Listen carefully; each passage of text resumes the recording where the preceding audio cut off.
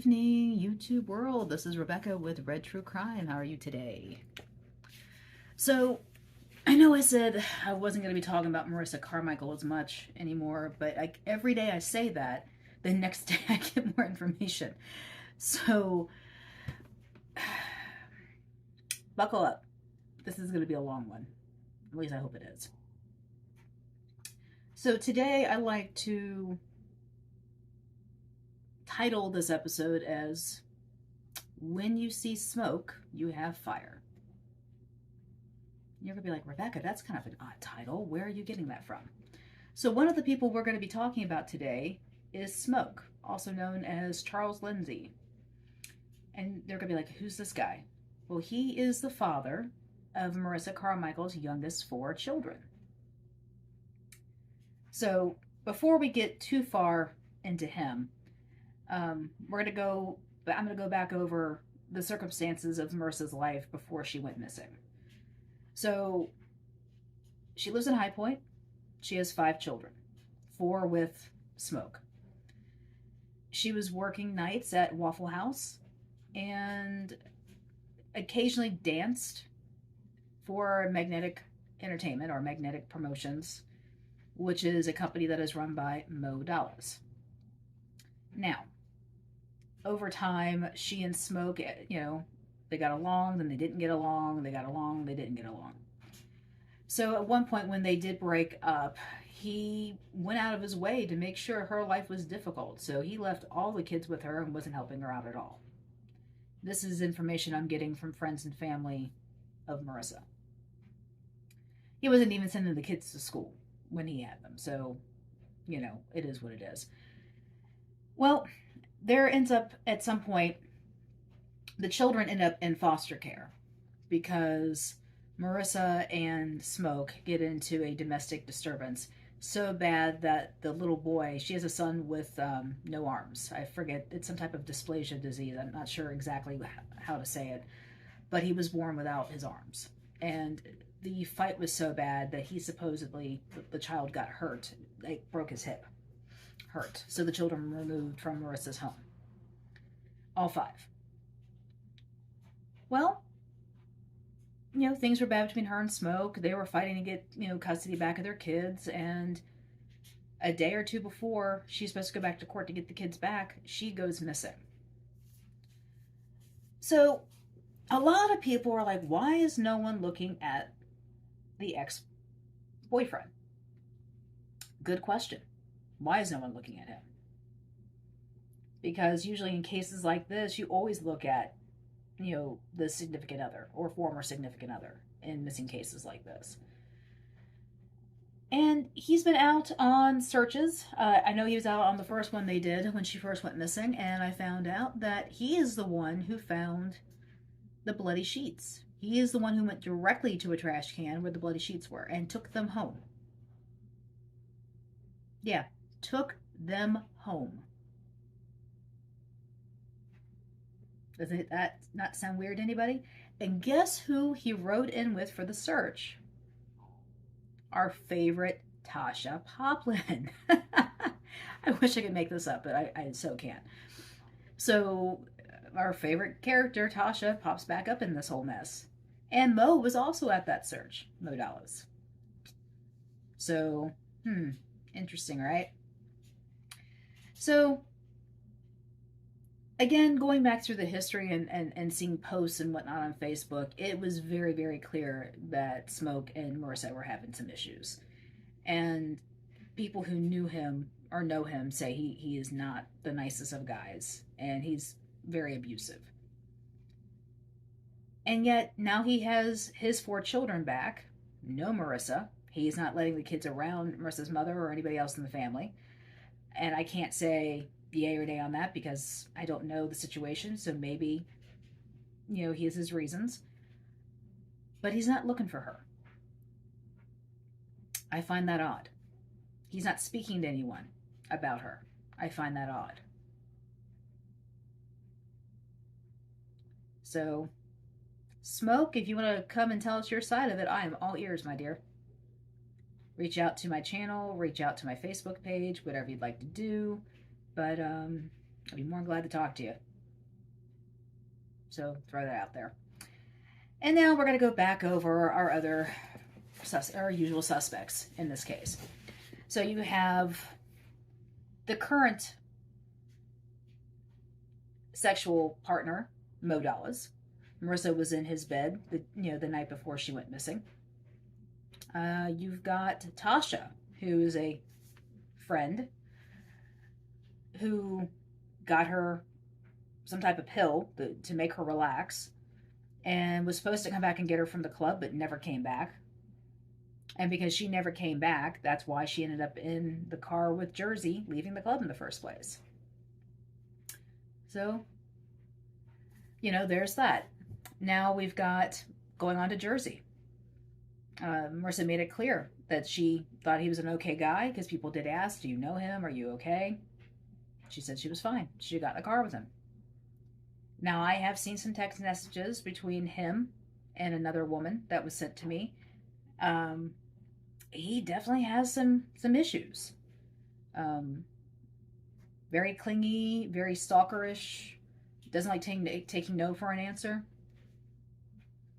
So he's definitely somebody, ladies, you might want to keep an eye out for. Which then gives us to Naja, who was the woman that was staying at Marissa's house and was a friend. Also worked with her at Waffle House. Naja's the one who convinced her to go out that night. She didn't really want to go, but Naja convinced her to go. And they went. And now Marissa's not home anymore.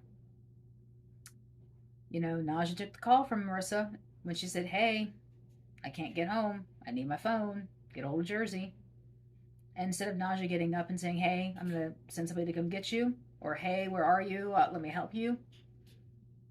All she said was, I don't know. I don't know how to get hold of Jersey, and went back to sleep. What kind of friend is that? What kind of friend is that? So many people were with her that night. So many people she had interactions with that night. And nobody tried to help her. Now you've got Shawnee Lely, who is the guy that got her from the gas station where Jersey threw her out. And this is where she called the 911 saying, hey, I need help. She got in the car with Jersey. Now some things have been, not Jersey, I'm sorry, she got in the car with Shawn. And some things have been said about Shawn. Shawn's a kidnapper, Shawn's a stalker, Shawn was stalking Marissa, all these things. Now, he does have a record. Kidnapping is on there. And, but the police have said he's not a person of interest. They call him a witness because according to their details, Shawn dropped her off at the Cumberland Courts Apartments, which is basically across the street from the gas station. Now, why he needed to drop her off by car, I have no idea, when she could have just walked. But if that's the case, why did you tell her mother she was asleep? And then why did you tell her mother that she had walked to the store several hours after you would have dropped her off at the apartments? Why are we lying about that, Shawn? What's going on there? So let's see. We've talked about Naja, Tasha, Shawn, Smoke, Mo, and Jersey. Interesting cast of characters. Every single one of them is suspect, in my opinion. Every single one of them. And the police need to investigate every single one of them. Take it seriously. I know you can't divulge private information, and I know you can't divulge information of an ongoing case, but you could at least say, hey, we're still looking at it. Give a little bit of a press conference saying, yeah, we're catching some heat, we're catching some hell. We are working on this. We're not screwing around. These are things that would be a good thing for you to say. But who knows if we'll ever hear it. And the mayor. Just so you know, I know you shut down some clubs, which is great, but Mo from Magnetic Promotions is now moving his show to Winston-Salem. So all you Winston-Salem people, avoid. If you don't want to be kidnapped or dead, I probably would not go to one of his events. Just some healthy advice there. Just seems like that's a pattern that follows everywhere he goes. Someone goes missing or someone ends up getting shot. Take your pick on that. And Yeah, Shawn, yeah, I'm sure you have a lot more explaining to do, especially to Marissa's mother, because you have not given up any real information at all. And Jersey, what's going on with you, man? You know, why did you throw her out? Why didn't you give her back her phone? And what restaurant did you supposed to drop the phone off at? That's something else we're hearing. He dropped the phone off at a restaurant. Okay. But yet Sarah doesn't have the phone. These are questions I would love to have answered. If somebody could let me know what's going on with the phone, where's the phone, has the phone been recovered, do the police have the phone? These are things I would like to know. And there was a news report that of a body being found in High Point last night and early this morning, and it turns out that it's not Marissa. So there's that. My condolences to the family of whoever this is that they found off of Brentwood Road or Brentwood Avenue over by the creek. So, so sorry for your loss. I really am. Nobody should get news like that, ever. And I know Marissa's mother is waiting for some type of news. Closure. Whether they found her or, you know, with us or not. They need to get some closure on this. They really do. But I will have pictures of all the suspects at the end of this video. I might actually intersperse when I'd say edit it. But yeah, you got to know who these characters are because keep an eye out for them. It's rough out there, people. It really is. And we keep hearing about more and more people missing every day out of Greensboro. And they're not getting found. They're not. And it's just heartbreaking every time I see a missing poster up. It is just so heartbreaking. And more needs to be done. More investigation, more time, more energy. Something needs to be done. I mean, you can't keep saying, oh yeah, we're going to look into it, and then nothing happens. You can't do that. It doesn't work like that. People are going to get tired of this. And then you're going to start hearing defund the police again. But GPD, if you're listening, look into Smoke. Charles Lindsay. Look into him. He might have a few things he's hiding. But I will say this. I'm not going to say that Mo killed her or Jersey or Shawn or any of these people I mentioned had any type of detrimental effect on her, as I can't prove that. But I am darn certain they all know what happened. And I would lean on every single one of them until somebody gives up the goods. And if any of you all have issue with anything I've said, please reach out. I'll be glad to talk to you. Go to my YouTube channel, Red True Crime. I'm always answering. And I have a Facebook page, Red True Crime. So reach out again, like I said. And in conclusion, we now have 6 suspects, in my opinion. Police have no suspects, but I have 6. So to all you Red True Crime people out there, be weird, be rude, be safe. Have a great evening. Be safe out there. I know it's St. Patrick's Day weekend, so definitely be safe.